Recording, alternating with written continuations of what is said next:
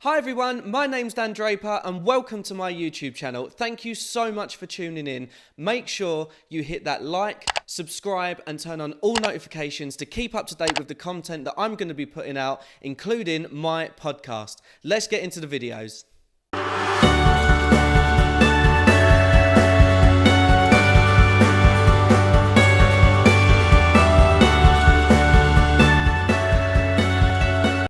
Hi everyone and welcome back to the Dan Draper podcast. Thank you so much for tuning in. I really do appreciate it. Today's episode does come with a disclaimer. We will be talking about eating disorders. So I wanted to say that if you're not in the right mind space at the moment, some of these topics may be a bit triggering for us. So I just wanted to let you know that, as I said, if you're not in the right mind space, please come back to this episode. I'd love for you to catch up on it, but only when you're in the right frame of mind to do so. So today's guest is an absolute cracker, and we're going to be talking, as I said, about eating disorders to raise awareness around that. So Dr. Rachel Evans, would you like to introduce yourself? Hi, yes, thank you. So I am Dr. Rachel Evans. As we were just saying off air, I am not a medical doctor. I've got a PhD in the psychology of eating. And now I specialize in helping clients with eating disorders to recover when maybe they have been struggling for a long time. They don't think there's any hope, but actually there's lots of strategies, lots of techniques, lots of understanding that I can bring to help people to recover. And I've also got a podcast as well, which maybe we'll talk about throughout or at the end. What else? Oh, a hypnotherapist. I always love to do extra training and kind of bring even more to what I'm doing. So I think that's me in a nutshell. Brilliant. Rachel, thank you so much for coming on. I really do appreciate it. And I know that we've been saying about, getting you on for a while. So I'm so glad that you're here. But one thing before we jump into everything, how are you? How are things? We obviously met through Instagram when you were doing a live with Courtney Black, I believe. And we would, you were talking about, certain struggles with eating disorders because, she's been quite open with her struggles with eating disorders as well. So. Yeah, I think that was such a good platform to raise awareness because I think people do often start going on a diet and then it's kind of finding that line when it's a diet going too far that it's too restrictive. So I did have quite a lot of people reach out to me after that actually to say, is what I'm going through okay, and kind of point them in the right direction. I thought they maybe could be going for a more fulfilling, happy life. So, but yeah, I'm fine in general, just getting through lockdown, I think, like everyone else. Yeah, just plodding through. Yeah. Oh, brilliant. Well, as I said, thank you so much for coming on. I really do appreciate it. So, as I do with every show, take us right back to the beginning. Where is it that where did it all begin for you from either, mental health or eating disorder struggles? Because I know that, when we spoke before, it's not something that just comes on, is it? It's kind of like a brick by brick thing. Yeah, I think there's like a lot of, I'll say groundwork, not that you're actively doing this groundwork, but there's lots of little pieces that kind of like all come together at the same time, I think. For an eating disorder, it might be things that you learn when you're like really small. So I think a belief that I had growing up was like, people will like you if you're thinner, or like boys will like you if you're thinner. And I went to an all-girls school, so there were no boys. I saw boys at like when I went to swimming and stuff, but I wasn't really bothered about those. So really that sort of kicked in for me when I went to university. And I just got this idea like I need to look a certain way, which for my undergraduate degree, it didn't really bother me too much. I would go through periods of dieting, then kind of go off a diet, not like super restrictive, just your typical eat less calories, eat a diet yogurt type diet, but I could always kind of snap out of it. Like if my friend was having a birthday party, I would have some cake. And it never really went too far, I would say. I probably could have been happier if I didn't have that belief that I needed to change how I looked, but it wasn't affecting my whole life. I could still function quite well. And then when I started my master's in health psychology, I think that belief was still there, but then that belief was also like, I have to like look really physically fit, and also then in my head like have a tan and have bigger boobs and all these other things. So people will take my advice about health, and so I started like I think it was at like the rise of the wellness blogger time. So there were lots of blogs popping up like eat kale, eat chia seeds, which actually, in retrospect, I don't really like. There's certain ways that I eat kale now that are okay, but not like a smoothie full of kale that I was sort of making myself eat. And then that really just sort of went too far in that before when I'd been able to snap out of it, but this time I just kept growing more and more rules. And I'm not sure if you've ever experienced it, but you kind of go to one place and it says, oh, healthy eating is eating this and not eating that. And then you go to another place and it tells you something else is healthy eating. And then you look on another blog and it's like, well, you're not allowed to eat this now. And you kind of get to this point of like, what am I allowed to eat now? And I think what was kind of the final nail in the coffin for it turning into an eating disorder and me not snapping out of it. I was dating a guy. I thought we were dating. He didn't think we were dating. He didn't treat me very well. And he was like really gymmy, like going to the gym. And I just found that really attractive in him because, like I say, I was really like, I need to look a certain way. And we would talk about squats and stuff. And I just got this idea like, I need to make him really jealous by looking like really hot when we break up.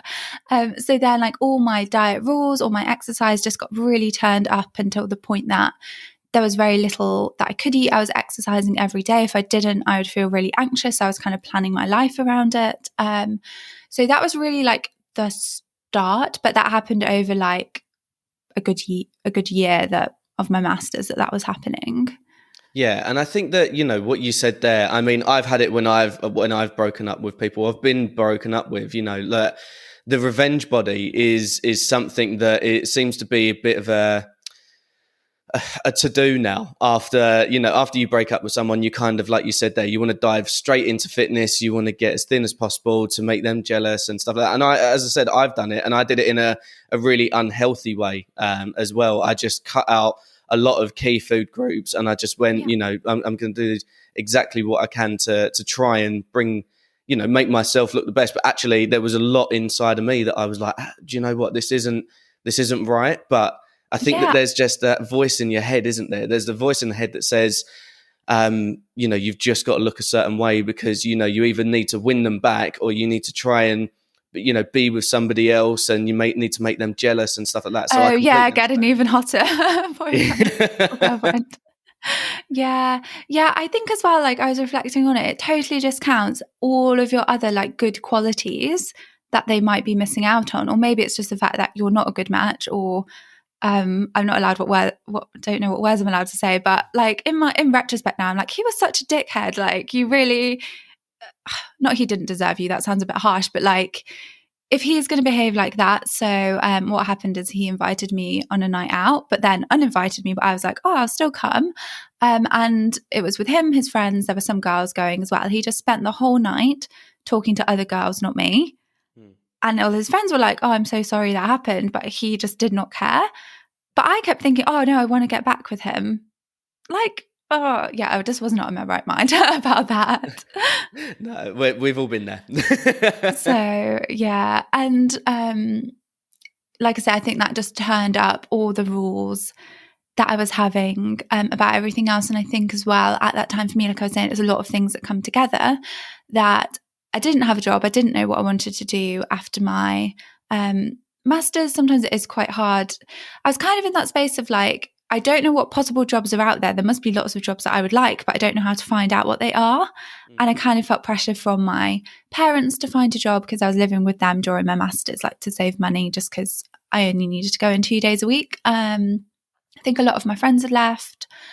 That I used to do a lot of sports, and I'd stopped doing that sports club. So all my friends at that sports club I didn't see anymore. Like I was actually very good at it. I got like national medals, international medals. And so like that positive reinforcement, I guess, like I thought, right, I'm good at something. I kind of like lost that. So it's like, oh, I'll just be good at dieting instead, or good at eating healthy. And then people will think, oh, Rachel's good because she can do that, instead of like, Rachel's good because she wins medals or she gets A's at school. Not that people actually go around and think that, but I just thought they did. No, I think that's really important though. And you mentioned there earlier about the rules about what you were eating and things. So can you tell us the difference between healthy eating and possible signs of eating disorders? Yeah, so I think healthy eating is that you have a view to improve your health. So that might be like less salt or less sugar or more fruit and vegetables, but it's quite flexible. Like, I was saying before, like when I'd been on a diet, then if it was my friend's birthday, I would still have some cake. Like you can still engage in those social situations. And also, you still feel quite neutral towards food, but you've kind of got this positive intention. So, for example, it might be something like, and I don't want to use too many examples because I don't think it's helpful to say this is a good food, this is a bad food. But so say like if you went to Starbucks and ordered like literally, do you know when it's like toffee nut, caramel frappuccino with this and that and this, and it's just like everything in one huge ginormous drink. I suppose if you were like, oh, I want to eat a bit healthier, you might think, do I really like that? Maybe I'll just order a plain latte, but it wouldn't feel restrictive. You would just think, oh, okay, I'll have that. Or maybe you're like, okay, maybe I'll just order the smaller size of that and just do a bit healthier. Whereas I think when you get all these rules, it's easy to be like, low sugar means no sugar. Low salt means no salt. And kind of start to overthink everything. Because like when I got really sucked into it, like I couldn't go out to the pub and eat anything. Like I couldn't even order a soup because I was like, oh my God, what if they put a stock cube in that I didn't like because it had an additive in? And it's like really, when you've got all these rules, they're taking up a lot of space in your brain. You're spending a long time thinking about food, possibly feeling anxious or guilty around food, eating something that maybe you think you shouldn't have eaten, or that restriction as well. Sometimes, so for me, I was very good at restricting to begin with. I restricted for a long time without overeating. But then there's the other pattern that people tend to fall into of like, right, I'm not allowed that big frappuccino thing. So I haven't had it. Oh, I'm really good. Oh, I'll treat myself later with something else. And then just because you actually wanted that frappuccino thing, you end up way overeating other things. Or maybe you do have it and you feel so bad about it that you're like, right, well, now I'm going to order some Krispy Kremes now I'm in town, and now I'm going to have this food and this food. And then almost feeling out of control around food. Whereas if you just let yourself have that first thing in maybe like I say, arguably healthier, because everyone has a definition of healthy, which is what we said at the beginning, why it's so difficult, but you kind of wouldn't have that out of control. And for me as well, like I think healthy eating comes from a more neutral or positive place that you're trying to like do better. Whereas I feel like disordered eating, or when healthy eating actually becomes unhealthy, it's because you feel like you're not good enough, like trying to hate your body into changing and having all these sort of rules that end up like almost forming a cage for your life. And then you can become quite isolated because you can't eat out anymore. Maybe you don't agree with what your friends are doing. And actually for me as well, and for quite a lot of people, like if you're starving your brain, then obviously you're going to be thinking about food more because your body's like, please give me some more food. And so people become preoccupied with food. And then it's like all your hobbies, all your interests are food related. And I remember when, so the person I went out with after that horrible person, actually is my husband now. But when we were dating, like he literally said to me at one point, I don't know about you. I don't know what you like. Like I can't buy you a present because if I buy you food, then you freak out. But all you talk about is food. So really difficult. Sorry, I know I went on a monologue then. I could go around a million houses on this. Did that make sense? Yeah, no, absolutely. And I think one of the key things that I picked up there, and I've said that I've done this before, was I did still doing, in inverted commas, the 90-day plan from Joe Wicks. And I found that it was great, the portion controls, because I like you said there, I would always go out and buy, say, a donut or a pack of biscuits or chocolate bars or something like that. And that was my thing, because I've got such a sweet tooth. And I think for me, once I got onto that plan and I really sort of looked at it and looking at the portion controls, that was the big thing for me, the portion controls, because living at home with my parents, my mum, bless her, is a feeder. So she loved putting big portions out and things like that. And I kind of took that mindset over into when I started to cook. So in that sense, it was quite nice. But then I would start to think, okay, well, what am I doing with this? How many calories are that? And it was just so much of a head fuck, basically, that I was just like, but also for me, where I've worked in hospitality for years and years, it was really hard for me to, when you're working at a pub, for example, and you're doing, say, a 12, 13-hour shift and you get a free meal, which is always, I'm very grateful for. But when it's general pub grub, when, it's things like burgers, chips, deep fried this, pizza, that, unless you're eating a salad each day or you bring something in from home, but sometimes you may not have the capacity to do that. You're just running in and out of the door. I found that really hard. Yeah. And, what you said there about food and moods, I know for me, when I eat healthier and I'm exercising, I feel on top of the world. I feel fantastic. When I'm eating rubbish and I'm eating, like we were saying before, about junk food and things like that, that's when I feel my mood is lowest. And I think that, throughout the lockdowns, I have, lockdown first one, I started healthy eating. I started the Joe Wicks plan. I started things like that. Felt great. Lockdown 2, coming towards Christmas, or that kind of thing. I was like, and then the third lockdown, I was like, do you know what? I'm kind of, at the moment, I've kind of had enough. So I started to eat more and more rubbish, and again over the festive period and things like that. So when January started and we went into this, the third lockdown after tier 4, my mood was so low. I've said this a couple of times. My mood was so low, not because of, there was a lot of other things that were going on in my life at that moment, but also I think it was the fact that I was just looking for the cheap deals in this, or I was looking for, X, Y, and Z. And I think that it's so important as well, because I know that we've spoke about this previously, that there's a lot of companies as well, like people like McDonald's and fast food restaurants, that will be putting out sort of processed type food for really cheap. You could get a cheeseburger for 99p. Sometimes they do offers for 69, 79p, something like that. But when you buy fruit and vegetables, they're obviously then going to be a bit more money, because they know that people want a healthier lifestyle, so they can make more money from it. I mean, what's your kind of view on that? Yeah, I think just kind of zooming out and thinking about all the things you said, of actually, like, when we're listening to our body and we're not making the rules for it, like you say, if we do spend, say, over Christmas eating maybe more mince pies or stuff that we don't eat as often usually, actually then our body is like, please give me some more vegetables. Whereas I think when you get into like diet territory, going towards disordered eating, having disordered eating, that you're like, oh, I ate that today. Right now I've got to compensate tomorrow. And I guess the extent of that compensation as well depends on kind of where you are on the scale. But in terms of like sometimes people making themselves vomit, taking laxatives, over exercising, like I ate that chocolate bar, now I've got to go for a run for 2 hours, or now I've got to go extra to the gym tomorrow. But actually, if you just kind of get back to a bit of a balance, then it's okay to have a chocolate bar, because you're, eating lots of other things that are going to give your body nutrients. So on that side of things, I think you kind of described perfectly what I say to my clients. Like, healthy eating is having a balance, because I feel like when we go to either extreme, then we're not happy, because you might be eating like super healthy for you, but actually, like we said, then you can't get involved in social situations, etc., etc. That then generally your mood overall is going to be impacted by that as well. So that's why I think we need some kind of middle ground on that. But I appreciate, like you say, if you're maybe not giving your body enough nutrients, then you might end up feeling sluggish, like low energy, and those sort of things as well. But I don't think we need to go to the extreme. And then in terms of, like you were saying, having to plan meals ahead, I kind of distinguish between like planning and like a meal plan.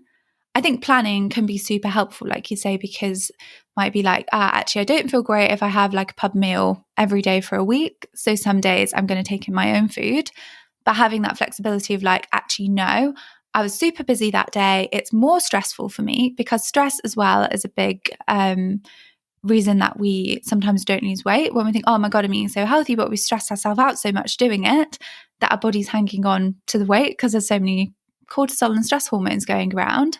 And I think as well, when you're in that balance, actually sometimes, let's leave, I don't know if this is part of the conversation, but like, I guess if you do have limited finances, obviously it is more difficult to be able to eat healthy, I do appreciate that. Obviously, there are ways that people can get around it, like beans are pretty cheap and stuff like that. But if you do have the resources, but then you're just looking for that cheap deal, I think if you do have McDonald's so many times, you're just going to kind of be over it. So, for example, I used to be a vegan and then I still didn't eat a lot of meat. Whereas the first lockdown, I've actually started eating more because sometimes, well, quite often before, me and my husband would have to cook separate things if I wasn't having meat. And then I wanted to bring some fish back in and stuff like the omegas and stuff.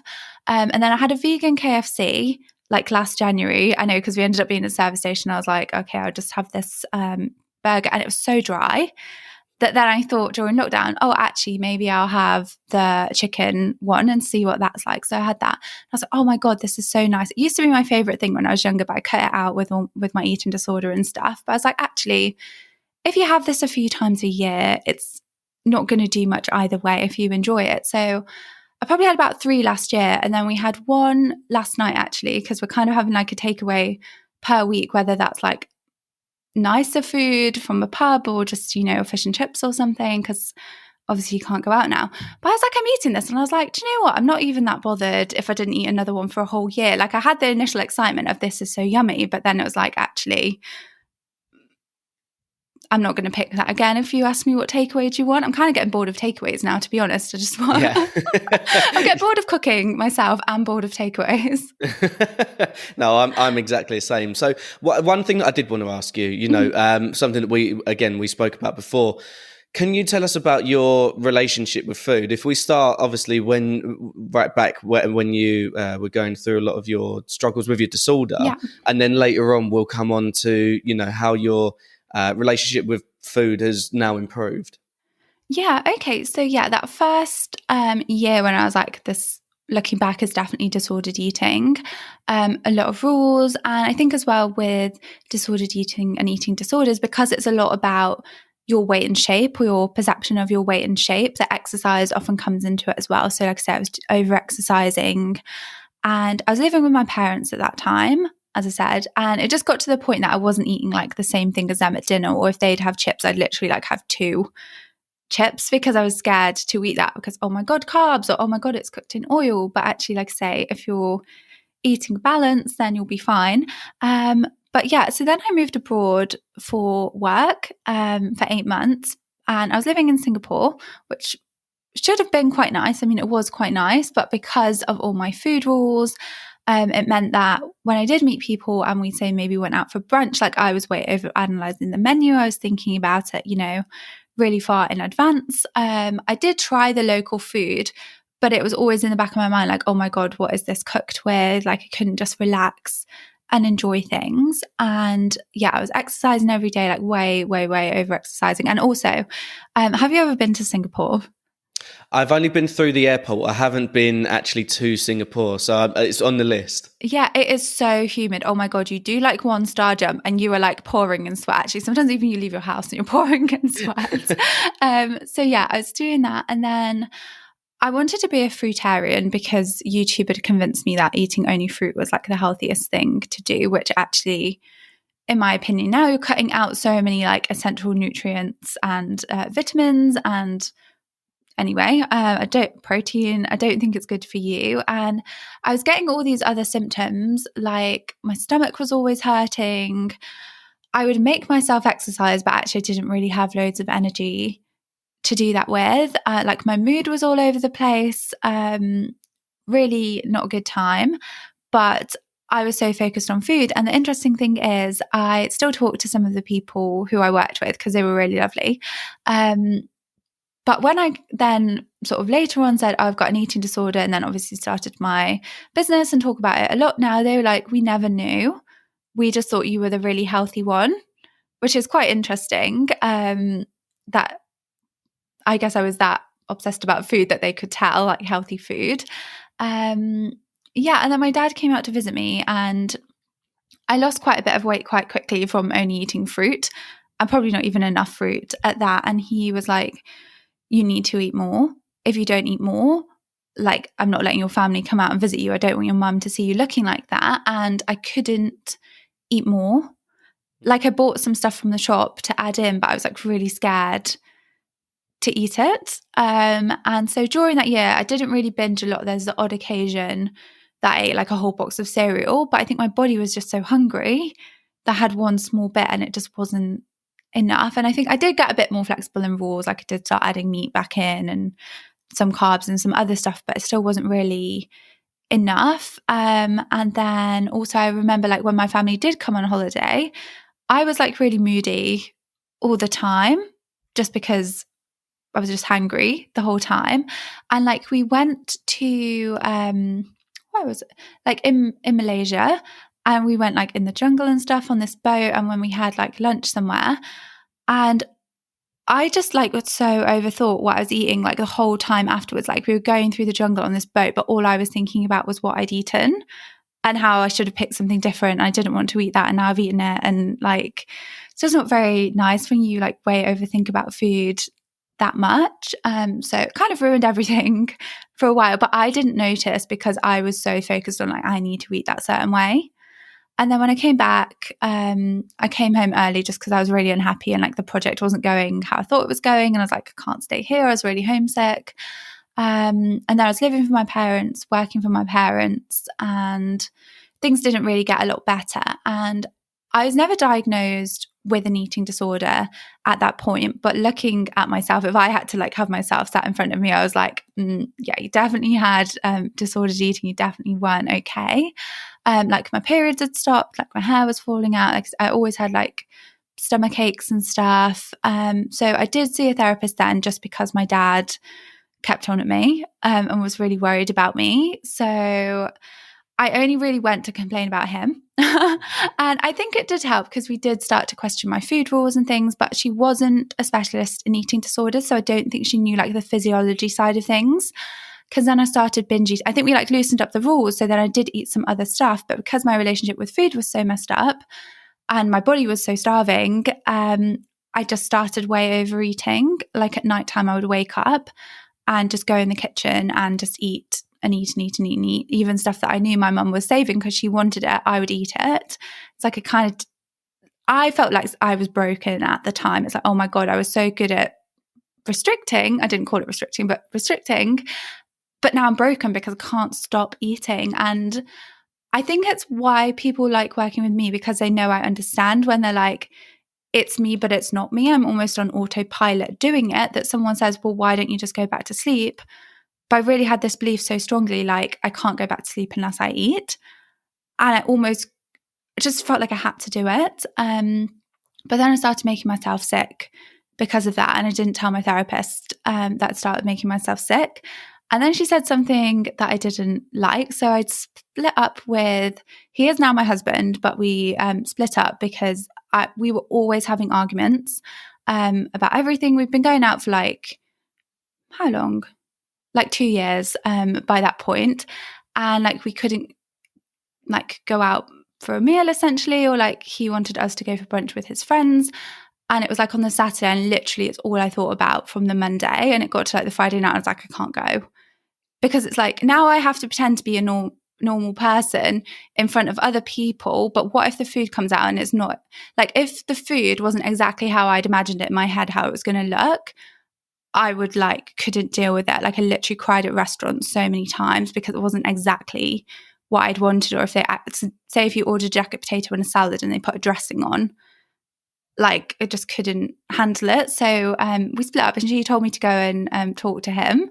But he basically just shut the door in my face. And so I was like, right, I'm never going back to see her, which obviously is not a good thing to do, to just like ghost your therapist. But I did get back with him because we'd booked a holiday together and we didn't want to lose like £1,000 each. So we were like, let's go on the holiday and see. Then I started my PhD, and during the first year, I was eating more than I was before, but not enough still. I still had a lot of food rules. Some of them had changed, but I was thinking, I'm okay now because I'm eating more. I kind of ignored the fact that I was still making myself sick and overeating too much sometimes. And like, I was going to the gym. And again, I think people thought Rachel's the healthy person. And I actually started a health food blog at that point as well, because it's like, I know so much about health. I'll tell other people about it. So every recipe was like granola with no sugar or like granola with no oil, or it always had to have something missing. It just couldn't be balanced because it was like, oh, that's healthy if it's missing something.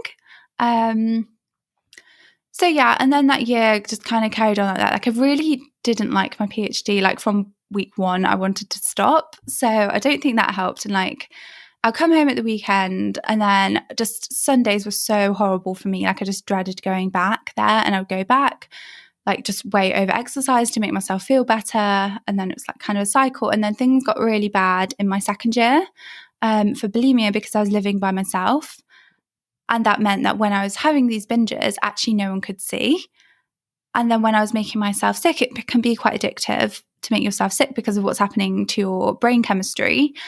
And I think over the time from maybe like the September until just before Christmas, it used to just be in the evening, then it got earlier in the day till it was like the first thing I think about when I wake up is like, I want to make myself sick today. Like right now, I want to go to the shop and buy stuff.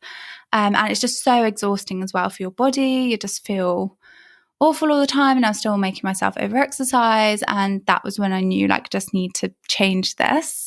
So sorry, that was a long time. You're like nodding really politely. No. Do you know what? It's so important. And thank you so much for being so open about it as well. Because I think that, especially, the story of how, you then started to purge and you were sick and things like that.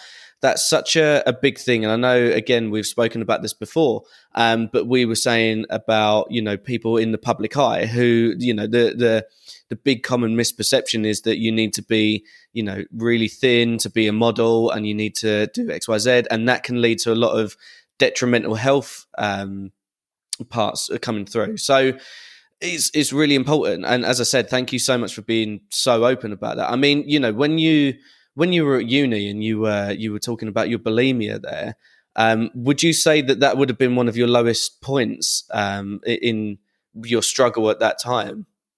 Yeah, I think it was my lowest point because it taken over like my whole life.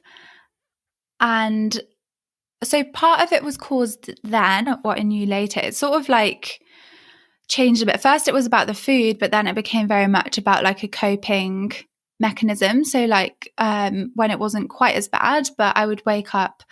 I lived in like a block of flats. I had a gym in, like especially. So it was like easy. So I wake up, go to the gym, have my breakfast. Then I would go to uni, and then I would come home for lunch. And then it's like that, having that lunch, that then I would eat more and more and more and more. And then, like I say, if I make myself sick, you just do feel so super drained of energy that then it was like, oh, I can't go back to uni now. It was almost like an excuse, but I didn't mean it to be that. But like looking back and understanding about it, I think that's what was happening.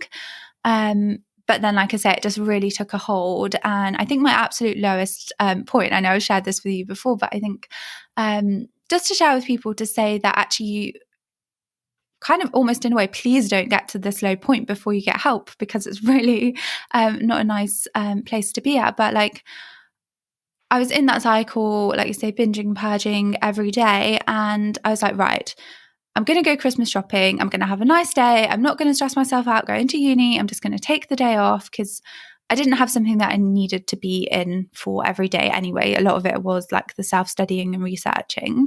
And I was at uni in Sheffield. I thought, right, I'll take the train to Manchester. There's loads of shops. I'll go Christmas shopping. That would be really nice. And I got to the train station. I was like, oh, well, yeah, I'm having a better relationship with food today. I'm going to let myself eat this thing from Starbucks and get my drink. And I just felt so guilty about it. I can't even describe it. Like I was just like, I know I need to get rid of that now.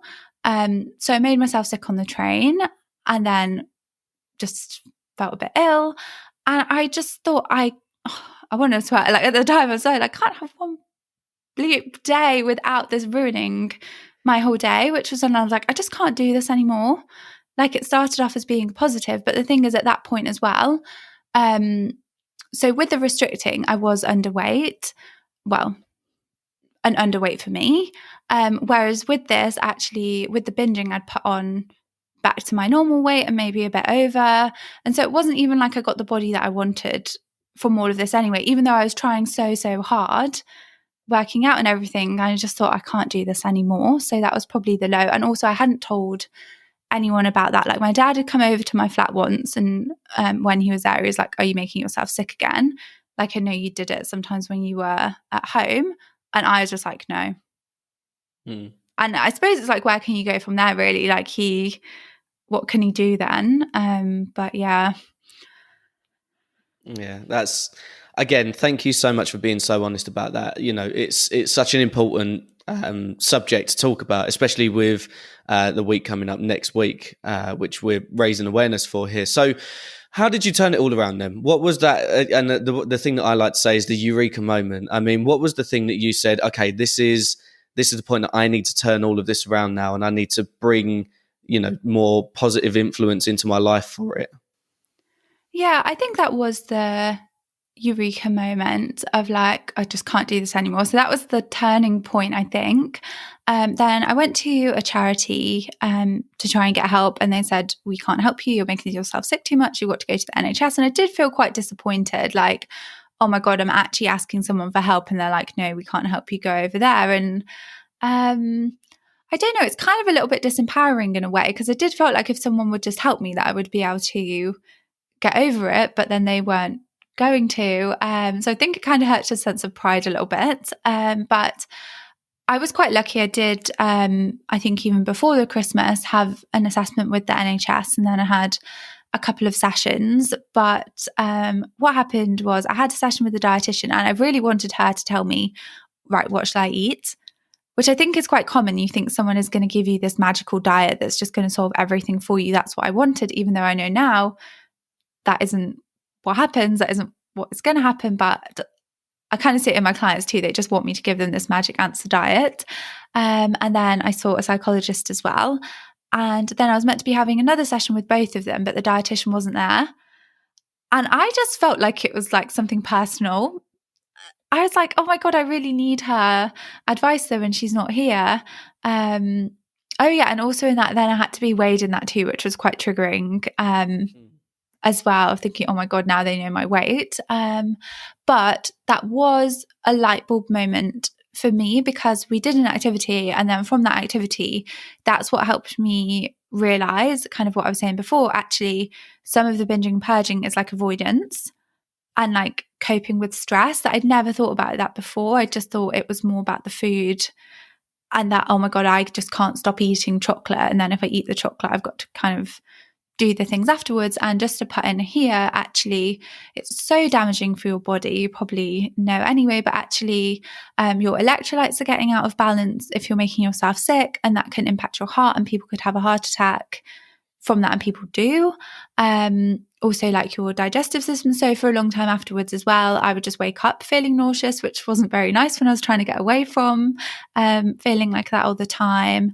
What else? So many other things why it's not a good idea to do it. And also you're not even getting rid of all the food anyway, because digestion actually starts in your mouth and you can't physically get rid of it all. So not a nice conversation to have, but important conversation to have. So yeah, I think once I realized that, and then like I said, I did get offended by them, so I didn't go back, which again, maybe wasn't the best option.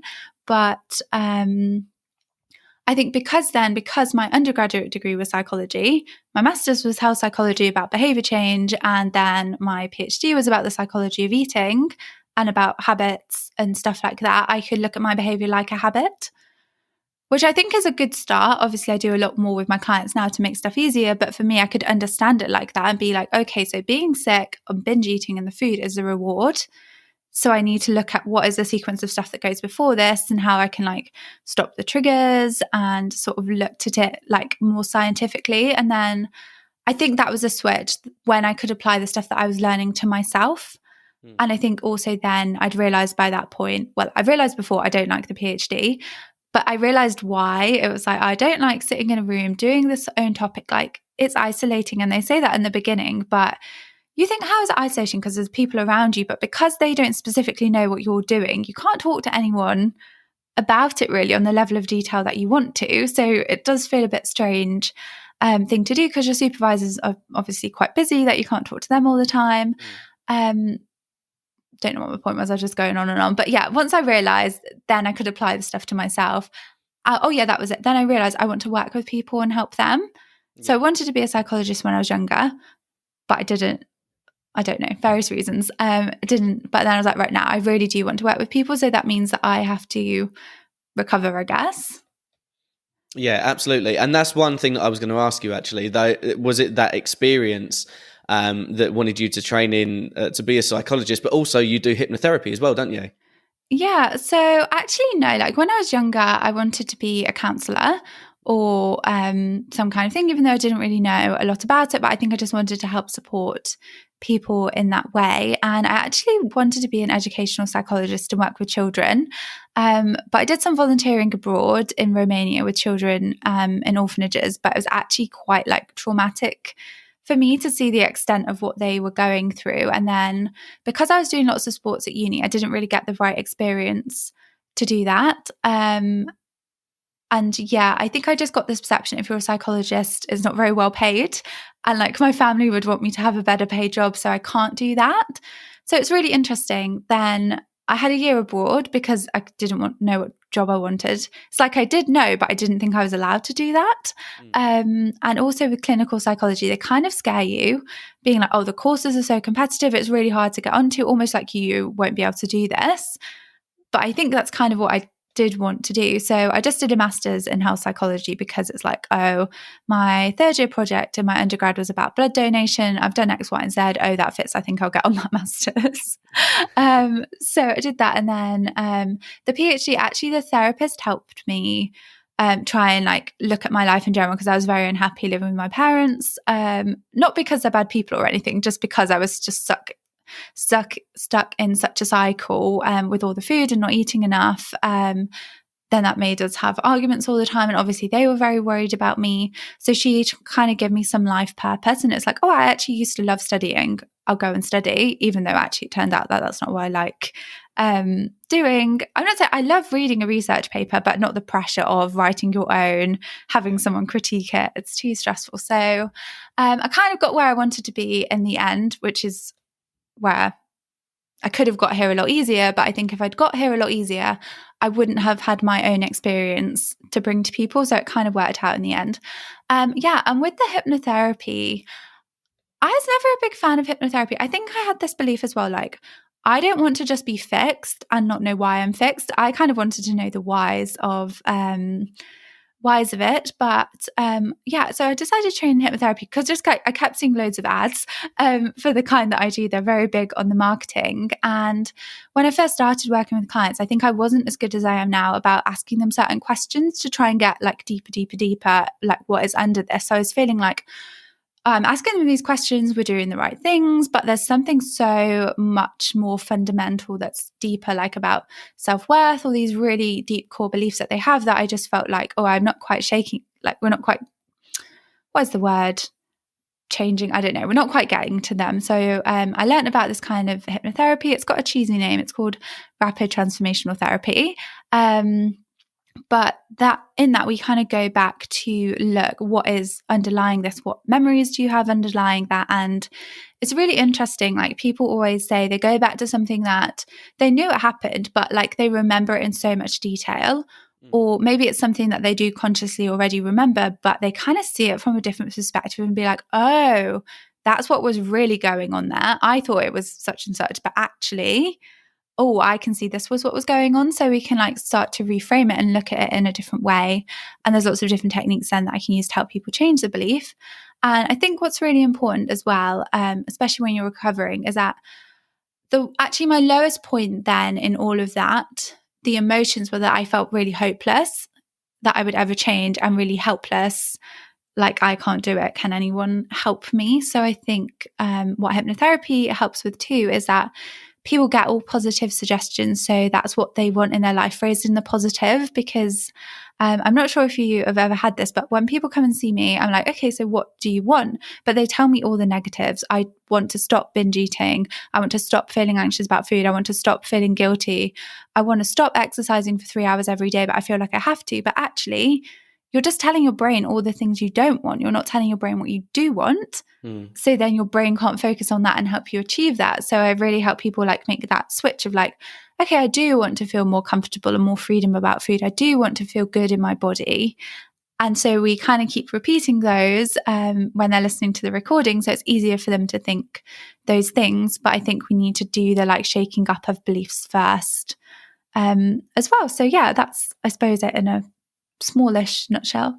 Biggish, Yeah. I don't know. And you know, that's that again, as I've said before, it's so amazing. And now you've turned it into your own business, haven't you? You've got your own, you mentioned there about your clients and things like that. So tell us a bit about, you know, the work that you're doing to help people with certain struggles with their eating and, you know, potential eating disorders.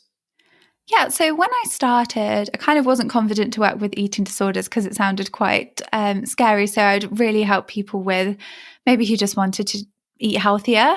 But I think I was still sort of falling into that trap, like we were saying before, of like, oh, this is healthy, that is not healthy, and kind of good and bad thinking. But really, I guess the more time goes on, the more confident I am to work with lots of different people. And the way I kind of do it is like, I want to be quite holistic because I feel like some tracks of therapy, people feel like, oh, I just spent 6 weeks talking about my childhood, but I don't know what to do now to stop binge eating. Or they think like, I know what to do now, but I have no idea where this came from. And that feels like there's still kind of a bit of a gap in my understanding. So I really try and help people understand the past and that there's not just one cause of the eating disorder. Like we said in the beginning, sometimes it's a lot of life factors that come together, and actually someone else that was in that same situation that was your sort of big trigger might have responded totally differently because of their upbringing before or their beliefs or other things. So we just kind of go back to understand why. I have lots of tools and techniques to use now to deal with thoughts, to deal with behaviors, because often eating disorder thoughts are quite irrational. It's like just seems like this fact in your brain, like if I eat X, I'll put on weight. And you're so worried about that, or this is bad food. But it's almost like people don't talk back to it to begin with. You just have to act on it because you'll feel so awful if you don't. So lots of tools to deal with those thoughts and start to change them, and the behaviors as well. And then, like I said, looking towards what do you want from the future and how can we help you get there quicker. Yeah, absolutely. No, and you know, I think that, you know, what you were saying there before about your USP is that you've been through it beforehand. You know what it's like, and you kind of are able then to, you know, to give advice on you know what, not only what your experience is but the medical side of it as well. So that was my last question: is what advice you would give to anyone who may be going through similar struggles to what you had, or the first signs of something that they feel could grow into an eating disorder, but also for someone who may not be experiencing this, but they have somebody in their family or friendship group or something like that. What advice, or sorry, what key points could you give to them for sort of signs to look out for as well? Yeah, I think my favourite two websites to refer people to are the National Centre for Eating Disorders and the Beat website, because they have a lot of information about what is an eating disorder, like signs and symptoms of different kinds of eating disorders, and then like sort of typical behaviors of that. So, for example, like I was saying, when people aren't feeding their brain enough, they can be quite preoccupied with food. So maybe like starting to get like new routines and rituals that you feel anxious if you're not doing, that you never had before, which I guess is something for yourself to watch out for, but also someone else. But thinking actually, fundamentally, the eating disorder is helping you in some way, even though if we looked at a list of pros and cons, like there's so many negatives in the end, like all the ones I was describing before, but it's like got these little bits that are still really helping you in some way. So I think just knowing that it's kind of normal to not accept that you have an eating disorder for quite a while, because obviously, like I said, you believe those beliefs that are true. And actually, just super quickly, because I know we're going to run out of time. So my friend, sometimes I share this story on podcasts. So if anyone's listened to me before, you might have heard this before, but she had anorexia and she'd been an inpatient and then came out. And this was kind of like when I was trying to eat healthy before it had kind of got too far. So for example, like I would eat brown bread. And again, that's kind of an example of like, so now I prefer to eat brown bread, because we never got into what my relationship with food is like, but I prefer it. If I have a choice, I will.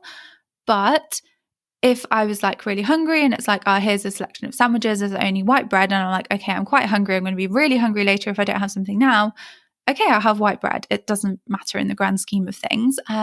So then I was like, okay, I went round to her house. She was making us a sandwich. It was on white bread. And I did think in my mind, oh, it's white bread. But I was like, right, okay, I'm going to eat this to show her that it's okay to eat stuff.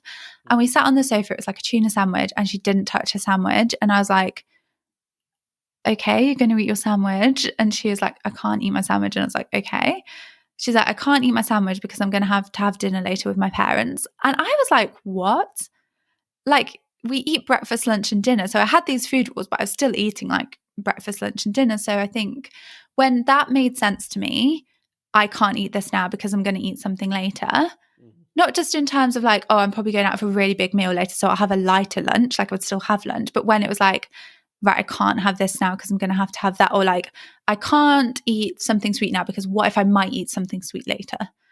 Do you know all that? Like, it just clicked in my head and I was like, oh, okay, I might have a problem now because what she was saying makes complete sense to me. And it's funny with my clients, we kind of see that they come in with all these beliefs and then they can sort of talk about their beliefs in retrospect of like, oh yeah, I did used to think that, but now I don't because that's totally changed. So yeah, people have all these beliefs, but I would say, yeah, have a look on there. Don't self-diagnose in a way. Obviously you have to some extent, but get a second opinion, a professional opinion about that. So that might be going to your GP. And I always advise, like I say, I know it's super hard, but just say to the receptionist, I think I might have an eating disorder, because then she might refer you to someone else who's not your usual GP, but that person knows more about eating disorders. Because I think it's very easy for eating disorders to get dismissed. If you go in thinking I have one, but you only tell them, so for example, when I went to the doctors, I was like, my periods are really irregular, like my hair is falling out. Like I used to joke that I leave a hair mouse in the shower because so much hair came out and they put it in a little ball, it looked like a mouse. Like that. I was always cold, had low energy, I was having like mood swings. I told them all those things, but I didn't tell them like, oh, I'm really not eating enough. And because my BMI was underweight for me, like borderline being underweight, but wasn't like, okay, this sounds a bit horrible and stereotypical, like you look like skeleton, that they were like, oh, okay, there must be something medical going on with her, or do you know, like some, don't know.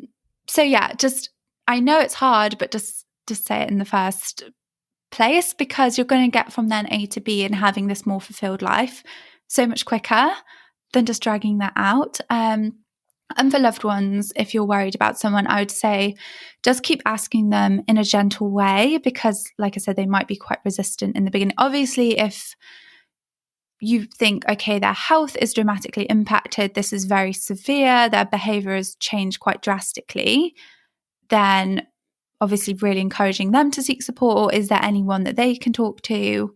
There's like the Beat helpline and things, but I think it's really important for people to understand that it's not your fault, or it's not the person that this is happening to's fault, that actually when you're starving your brain, and even if it's that someone's in a larger body but isn't eating enough, they're still starving their brain too, that you can get in that restrict binge cycle, restrict binge purge cycle, or the other factors as well. And once you get there, it's quite hard to get out. Like I think I was quite lucky in that I had a lot of knowledge of psychology that I could apply to myself when I decided, like, you know, to stop getting professional help. But a lot of people don't have that. And it's a lot to learn overnight with the physiology and other things that are going on. So I would really say getting help if you can. Yeah, no, absolutely. And that's so key. And, you know, just the final question, because I know that we said that we were going to come back to it, in terms of, you know, you've turned this all around, you've now built a business around it, and you're helping, you know, hundreds and thousands of people with the work that you're doing. How would you say that your relationship with food is now? You mentioned there about obviously your friend sandwich and things like that. But yeah, generally now, how would you say that your relationship with food is? Yeah, I would say that it's quite normal. And I really love, there's a definition of normal eating by Ellen Satter. It's quite long, I can't remember it all, but it's kind of saying like actually more intuitive eating, you know, like how kids do. Actually, if you're hungry, you can eat a bit more than usual. If you're less hungry that day, eat a bit less than usual. Like you've got that flexibility around food. And actually, yeah, sometimes maybe I will have like a few extra biscuits if that's what I'm in the mood for. They're really nice. But then sometimes I guess not having biscuits for like a few days, but you don't realize you've not because you're just kind of eating normally. So I think for me as well, like because I had so many rules, a lot of them have gone. But I think there's some that are just in my habits now of things that I do. So for example, like I always used to have to eat a vegetable with every meal. Like even when I've like going to eat more, it's like this, I have to have a vegetable, otherwise I get anxious. Even if it was like you go out and you have a sandwich with like a side salad, like I had to have that side salad or literally one piece of lettuce in my sandwich. Otherwise I was like, which you can tell is an irrational rule. So I used to say make toast and have a side of peas. Like sometimes I still do that now because I don't know, it's just my habit. But if I don't, it doesn't bother me. So I think I've realized that some of the stuff I do now is because I had rules, but it's not disordered now because it's just a habit and it doesn't bother me if I did it or not. I just do it because that's just what I do. Yeah. But if I had to change it for some reason, I can change it. And I think sometimes when I notice my clients say like, oh, I'm scared of this food. And I think, oh, I've not had that for ages because I used to put that in the bad category. It's not my favorite food, so I haven't taken it out because I'm not really that bothered about it. Sometimes I'll actively go out and buy that food and eat it. So I'm like, oh yeah, I can remember that I can eat this food as well. Because I think there's so many possible foods to eat, aren't there? We can't eat all of them all the time. No. Anyway, there are some more kind of sometimes foods. So how I try and describe it, which is easier for people who are watching, but is that if you have an eating disorder, I think you have this big ring of foods that you never want to eat. And like a few that you will sometimes eat and then a few that you will always eat. And even if, so say that's your binge eating, that you end up actually often eating foods that you never want to eat, but you still intend to never eat those foods, that actually when you're recovering, I think then there becomes this big range of foods that you will eat sometimes and get way more flexible and have that. So I think my sometimes just keeps getting bigger and I can be more flexible. I think that would be the main thing. Yeah. Because actually my husband asked me the other day, like, do you think people ever recover from an eating disorder? And I was like, what do you think I'm recovered? Like, I was like, I don't know what to say now. I think you can. I think for me, there's certain things that I know I don't want to do anymore because it might be a potential trigger. So for me, like, I don't want to go on an exercise program. Like I wouldn't do the Joe Wicks thing because it's giving me so many more rules. And I think it's very easy for me, even now knowing what I know, based on my past experience, to feel guilty if I didn't do it right. And just, I don't want those rules in my life anymore, basically. I think I can find a balance, like we were saying, between not overeating junk food all the time, but not having to only eat lettuce all the time as well. Yeah, no, absolutely. Rachel, thank you so much for coming on. I really do appreciate it. Where is it that everybody can find you? You know, on your socials, on your websites, things like that. Give us all the details. Yeah, I will give you the details. And then I just want to make one more super quick point that I think is really important. So my Instagram is rachel.evans.phd. But I'm sure if you just type in like eating disorder therapist, hopefully I should come up as well. My website is eating disorder therapist. And my podcast is called Just Eat Normally. And that shares like people's stories and obviously like tips and advice and things. But yeah, the super important point is that eating disorders don't have a certain look. Like anyone could have an eating disorder, like old, young, whatever their body looks like. I think we have this stereotypical ideal, don't we? But like any gender, any religion, or any race. So I think that's just a take home because I think sometimes like say guys think, oh, I don't have an eating disorder because I'm a guy. Or people think, well, I'm older. This only happens to young girls, but actually anyone can at any point. Yeah, no, absolutely. Rachel, thank you so much. Honestly, it has been so educational for me as well, learning about what my eating habits are as well, speaking to you today. So I really do appreciate it. And, you know, if anybody is struggling at the moment or notice anybody that's struggling, please reach out to Rachel or reach out to you know, your medical services like GPs, things like that. Always seek professional help. It's so important. So Rachel, thank you so much. Thank you. Bye. Bye. Thank you so much for watching this video. Make sure you hit that like, subscribe, and turn on all notifications, and I'll see you in the next video.